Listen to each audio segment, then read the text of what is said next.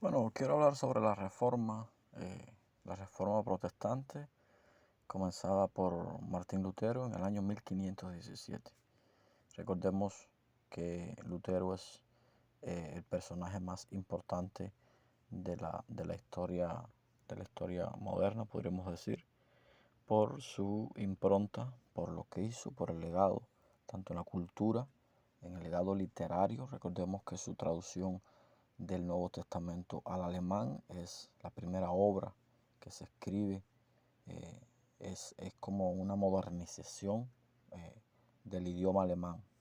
Gracias a Lutero se modernizó el idioma, se usaron palabras más actuales y tiene una impronta literaria, una impronta eh, lingüística, podríamos decir, muy, muy importante en el mundo moderno. Bueno, ¿cuál era la tesis de Lutero? Lutero clava sus 95 tesis en la iglesia de Wittenberg. Una de las tesis era: la indulgencia remite una pena canónica, es decir, referida a lo establecido por la iglesia, pero no lo impuesto por Dios. Número 2, el Papa no puede redimir las culpas ni el castigo que merece el pecado por medio de indulgencias, porque esto no corresponde a Dios. Número 3, el poder de las indulgencias no alcanza las almas del purgatorio. Y número 4, un sincero arrepentimiento es bastante para obtener el perdón de culpas y pecados cometidos sin necesidad de las indulgencias. Son 4 de las más importantes tesis de Lutero, por las cuales él decide explicar, decide arremeter contra las ideas que tenía el catolicismo en ese momento. Recordemos que al principio Lutero no quería divorciarse de la iglesia, no quería una guerra abierta contra la iglesia, sencillamente quería que la iglesia reconociera que la venta de indulgencias era un error y se estaba haciendo negocios con eso, se estaba especulando y algunos estaban lucrando con la venta de indulgencias. Ahora, aquí tenemos una nota que dice: Lutero el contradictorio. ¿Por qué es contradictorio? Porque ante la revuelta campesina dijo: hay que despojarlos, degollarlos y apuñalarlos en secreto. Recordemos que se hace una revuelta campesina en Alemania y Lutero pues para nada estuvo de acuerdo con esa revuelta, y algunos historiadores aseguran que dijo esa frase. Personajes interesantes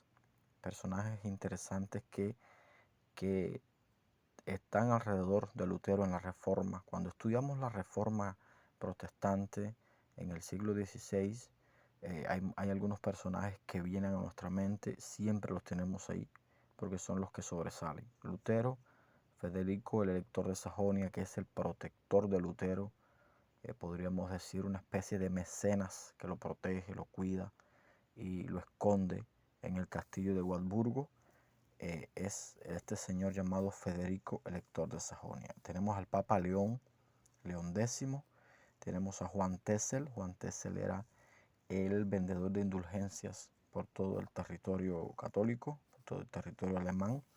Era el que decía que en cuanto la moneda cae en el cofre y suena, el alma del familiar del que echó la moneda sale del purgatorio directo al cielo.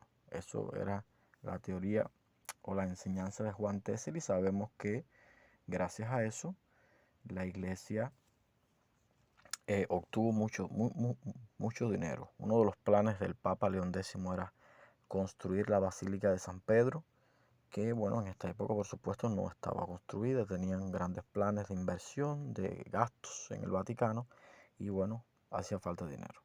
Tenemos al cardenal Gaetano, que era el cardenal que conversa con Lutero, lo trata de llevar al camino correcto, al arrepentimiento de su herejía, de sus ideas, y para nada convence a Lutero de retractarse.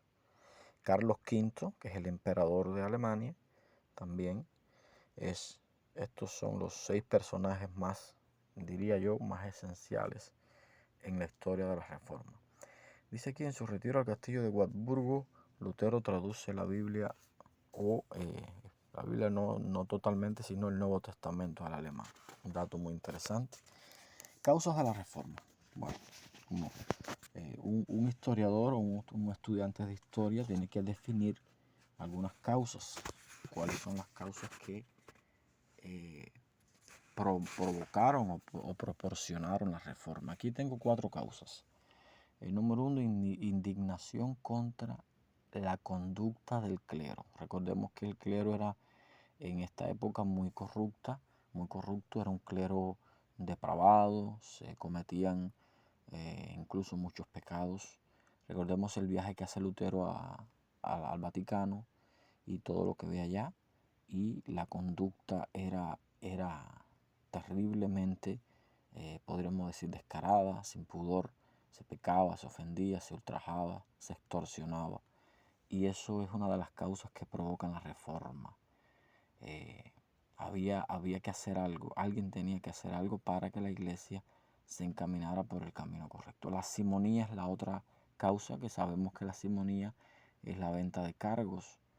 Simonía es decir, yo tengo mucho dinero, mucho poder, y trato de comprar un cargo eclesiástico donando a la iglesia algunas grandes sumas de dinero o cediendo algún terreno importante que la iglesia necesite, y gracias a eso que doné o di en dinero, la iglesia me nombra cardenal, me nombra arzobispo, incluso me puede nombrar hasta papa. Bueno, eso se llama simonía y fue una de las causas por lo cual se da la reforma. Y la acumulación de cargos también, la acumulación de cargos, tenemos aquí el número 3, acumulación de cargos. Un solo hombre, una sola personalidad de la iglesia podía tener más de un cargo. Y número 4, la más importante, la venta de indulgencias, pero no es la única. La venta de indulgencias es la que hace que se dé un proceso histórico y convulso como la reforma. Fueron al menos 4 y quizás algunos más. Ahora, hay algunos concilios cuando estudiamos la reforma que debemos aprendernos. Esto es un estudio breve sobre la reforma para un estudiante que quiera profundizar.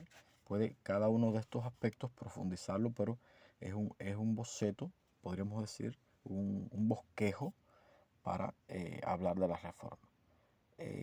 Los concilios. Tenemos aquí, hubo algunos concilios, como la dieta de Worms. Intentan llegar en esta dieta, en este concilio, a un acuerdo con el reformador. Le piden que se retracte y él se niega. Recordemos que en aquella dieta, en aquel concilio, él dijo que ir contra su conciencia y contra Dios no era seguro. La confesión de Augsburgo. Recordemos que en esta confesión Melanchthon fue comisionado para elaborar la nueva doctrina luterana, que consistía en celibato, jerarquía eclesiástica, la misa y la autoridad del Papa. Es decir, esta confesión fue comisionada para elaborar la doctrina luterana. La Liga de Esmacalda, 1531, los protestantes se unen contra el emperador. En esta liga se llega al acuerdo de unirse, de pelear en contra del emperador, porque recordemos que el emperador tenía el ejército, tenía las armas, tenía todas estas cosas. Luego viene la liga de Nuremberg, que es la liga como la de Esmacalda, pero al revés. Era el emperador católico contra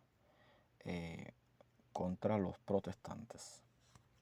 Y dice aquí, el emperador en 1538, Carlos V, convoca a la dieta de Ratisbona, intento de avenencia. Es decir, hay un intento por parte del emperador de entenderse con los protestantes, y al final sabemos que no hubo mucho entendimiento. Y la batalla de Mulberg, Carlos derrota a los reformados. Y aquí empieza, con esta batalla, o no necesariamente empieza, sino aquí vemos ya un proceso en la historia de la reforma que se llama las guerras de religión, que son la guerra de los católicos contra los protestantes. Ya es una guerra abierta. Y bueno, por acá ya entra un personaje célebre llamado Juan Calvino. Teodoro de Beza predica el calvinismo. Recordemos que a los calvinistas, a los protestantes franceses, se les llama hugonotes. La contrarreforma, ¿qué cosa fue la contrarreforma? Pues el intento católico por minimizar o encontrar un punto débil en la reforma protestante y dar explicación de por qué se produjo esta reforma. Y la contrarreforma la podemos ver manifiesta en el Concilio de Trento. Se establece la Vulgata, el idioma de la iglesia se establece el latín, y los jesuitas aparecen como una orden militar de obediencia ciega. La regla 13 decía que lo que veo blanco es negro si así la iglesia lo determina. Lo que veo blanco es negro si así la iglesia lo determina. Esto es ya con los jesuitas. Consecuencias de la reforma, brevemente. Un estudio breve sobre la reforma. Destruyó las riquezas de Alemania, hubo guerra y muerte, creó un ambiente a la revolución industrial. El idioma alemán se moderniza, amplió la educación, es decir, no todo fue perjudicial, no todo fue perjudicial porque dice aquí que amplió la educación, el idioma alemán se moderniza, destruyó la unidad cristiana. Esto sí fue perjudicial porque antes de la reforma no habían iglesias como tal, sino una sola iglesia, la iglesia católica. Después aparecen las sectas y por último aparece la guerra de religión. La guerra, ya se establece una guerra entre los protestantes y los católicos. Por acá dice que Lutero dijo que siendo niño, al entrar en la iglesia, contemplaba un cuadro de Jesús como juez sentado en un arco iris con una espada de fuego. Increíble. Bueno, esto es un esbozo rápido, un bosquejo sobre la reforma luterana.